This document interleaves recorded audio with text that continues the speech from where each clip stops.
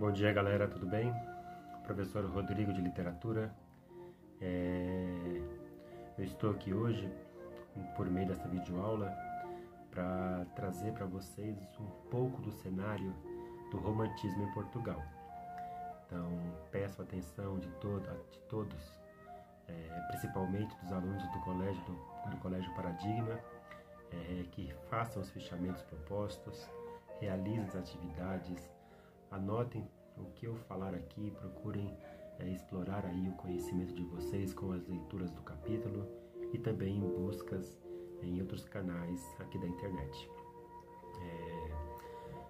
Quero reforçar também ainda a importância de vocês ficarem em casa e seguirem as recomendações da OMS como forma de prevenção, como forma de cuidar de vocês mesmos e de seus familiares. Galera, fiquem em casa, tá?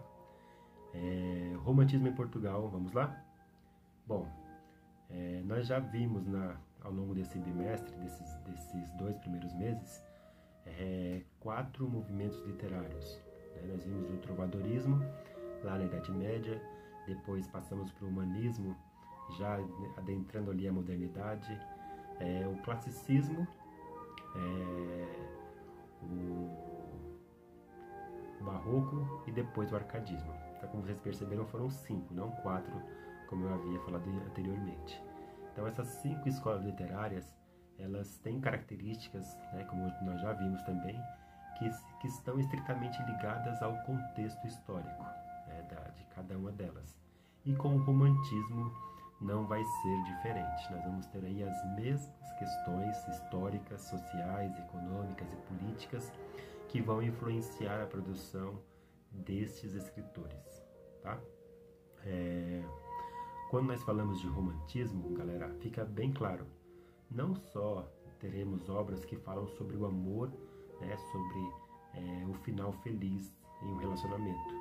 Nós vamos ter aí um conjunto de características que são apresentadas por esse narrador na narrativa, por esse escritor nas mais variadas narrativas, de uma forma bem condensada, de uma forma muito diluída, e você vai ter que ficar atento aos detalhes, tá?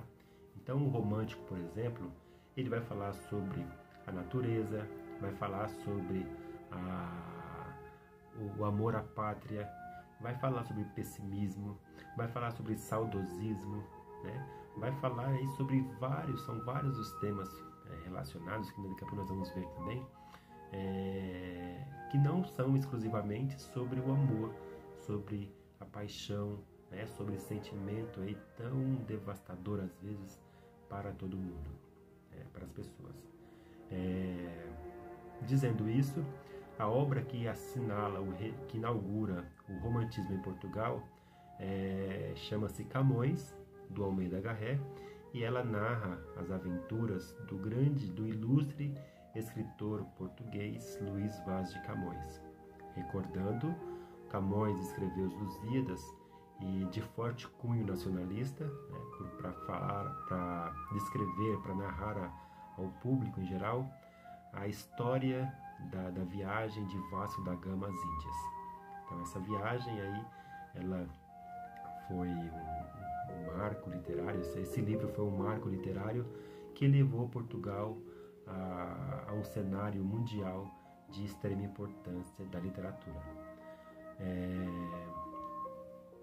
Quando nós falamos de romantismo, de qualquer escola que seja, nós sempre temos o início, onde tudo começou.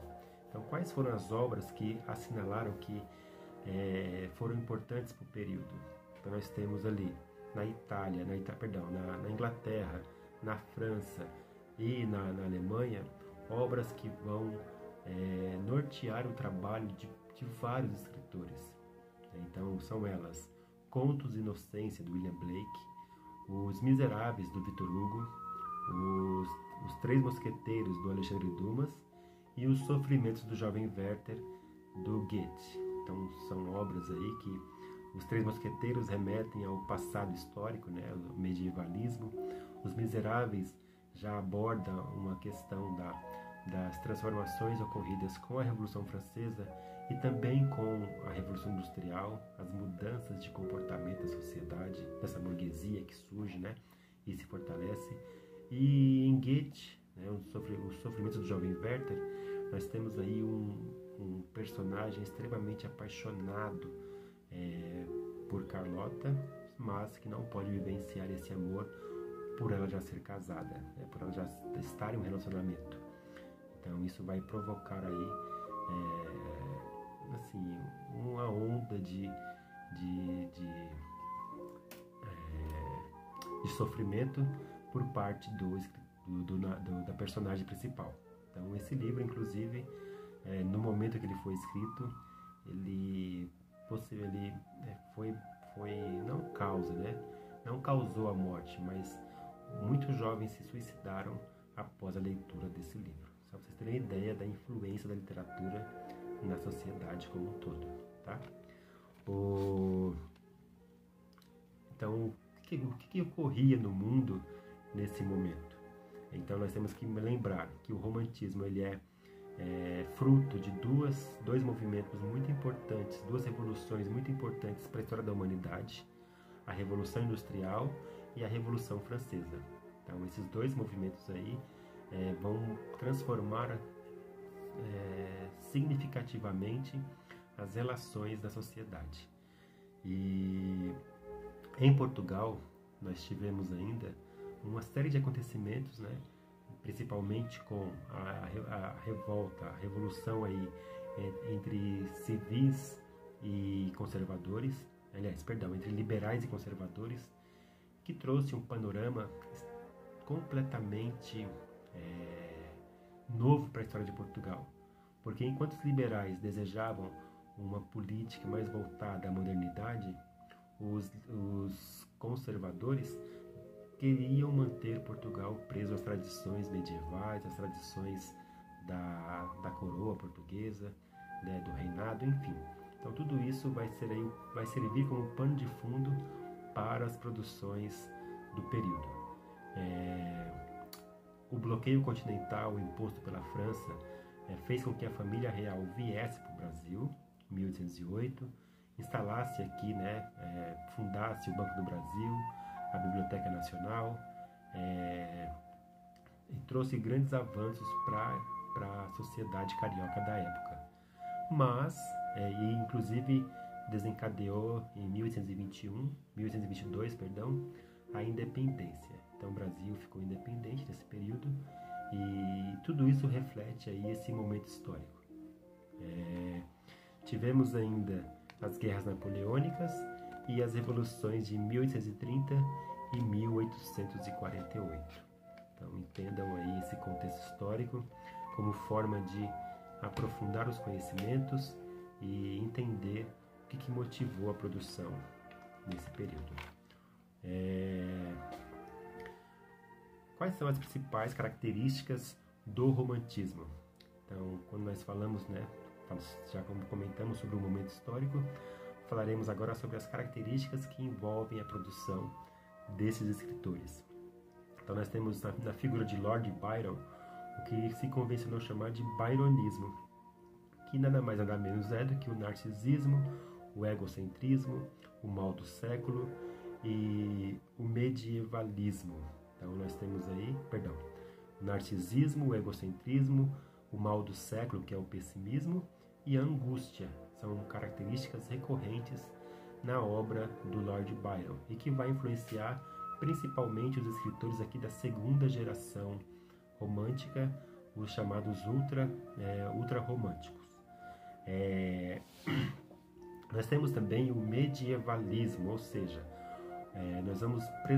se nós falamos da história do país, se nós queremos contar as proezas daquele país, nós vamos falar sobre as origens. Então, nada mais, nada menos do que recorrer a quem?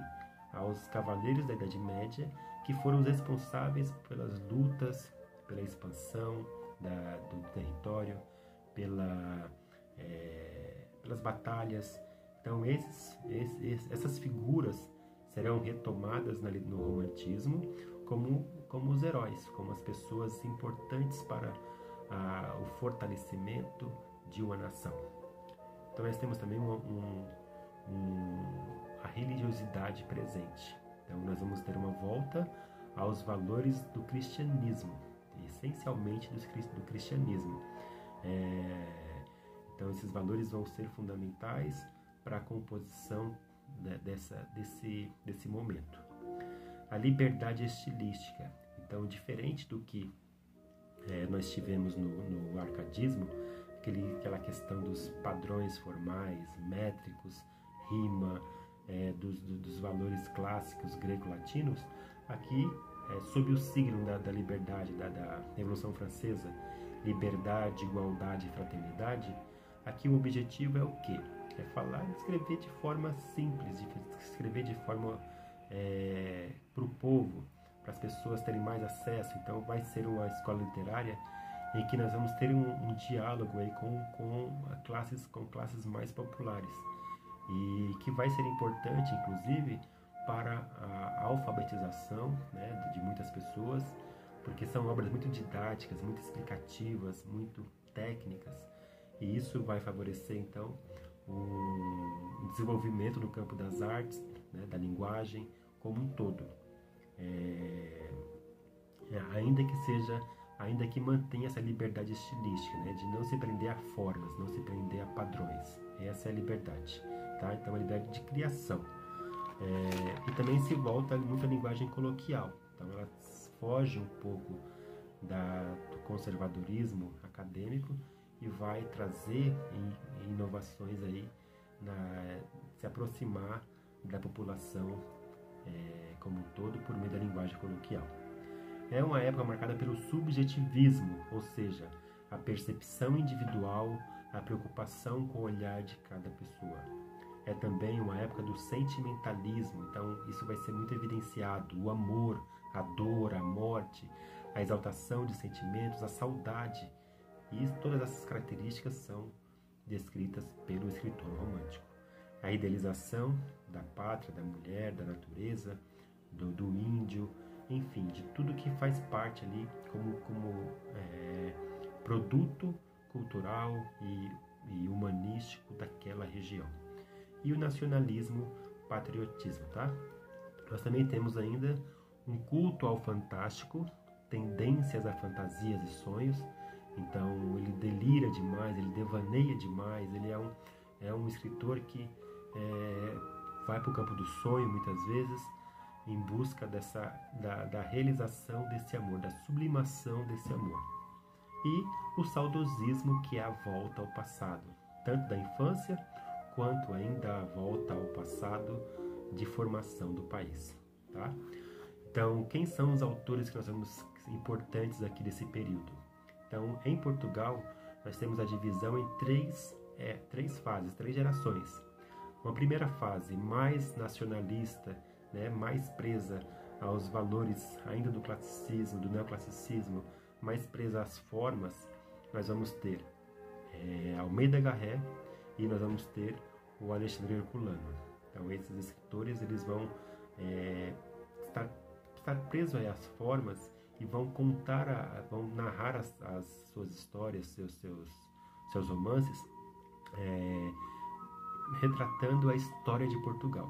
Então, muito ligado à história de Portugal e essa divergência, né, que ocorria. Enquanto Almeida Garré produz, por exemplo, a obra Viagens na Minha Terra, que é uma viagem, um dado autobiográfico de uma viagem que ele faz de Santarém até Lisboa, em que ele vê a decadência, mas ele também vê as possibilidades de futuro de Portugal. Nós vamos ter em Eurico Presbítero, do Alexandre Herculano, a preservação dos valores clássicos, né, do cristianismo. Então, é uma obra em que o celibato clerical será novamente discutido, porque o Eurico ele é extremamente apaixonado por Ermengarda, mas tem a sua mão negada por divergência de família. E em decorrência disso, ele se torna padre, né? E o padre, como todos nós sabemos, não pode ter nenhum relacionamento. E aí ele fica nessa indecisão de largar o celibato, largar a igreja e se dedicar ao amor da vida dele, que é Ermengarda, ou permanecer na igreja e morrer com esse amor suprimido.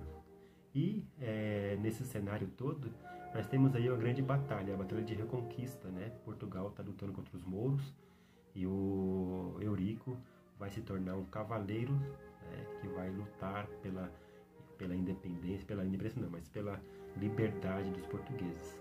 E ele vai morrer em nome desse amor, tá? A segunda geração, com Camilo Castelo Branco, é uma geração do ultra-romantismo. Então aqui nós temos características muito mais românticas, pode-se assim dizer, com o sentimentalismo, com o romance passional que destoa, e semelhante ao que ocorreu lá em Romeu e Julieta. Nós vamos ter um cenário aqui de dor, né? Um amor que leva à dor, porque o final feliz ele não vai se concretizar. Então, as personagens Simão e Teresa, eles vão viver esse amor, mas em outro plano, que é também uma das propostas do romantismo. Quando o amor ele ultrapassa as barreiras, né, de tudo das convenções formais todas, ele vai se perpetuar e vai se manter e vai se realizar aí em outro plano. É uma característica marcante dos românticos. E por fim, as características, a última escola, a última geração que tem, e o último autor é o Júlio Diniz, com As Pupilas do Senhor Reitor. Então é uma obra já que busca se desvencilhar, que tem características românticas, diga-se de passagem, porque aborda, que vai falar sobre o amor entre duas irmãs e dois irmãos, né? Então ali tem todo um roteiro de brigas, de intrigas, de retrocesso no passado para buscar algumas explicações, mas que vai ter um caráter moralizador e bastante religioso. Então essa obra extremamente tem as características românticas por isso, e ela vai ser essencial porque ela vai também apresentar uma nova forma de narrativa, que é mais próxima das cenas portuguesas cotidianas. Então isso vai ser muito explorado no realismo, então por isso que ela se destoa, né? Ela já vai se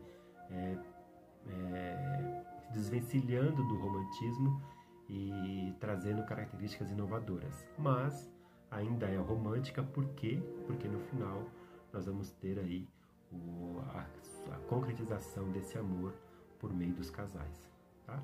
Então é isso. Romantismo em Portugal, essas características todas que eu falei.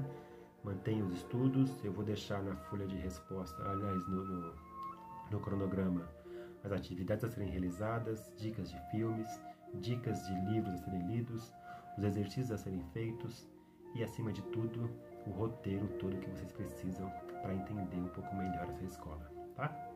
Bons estudos, fiquem bem, cuidem-se e cuidem dos seus.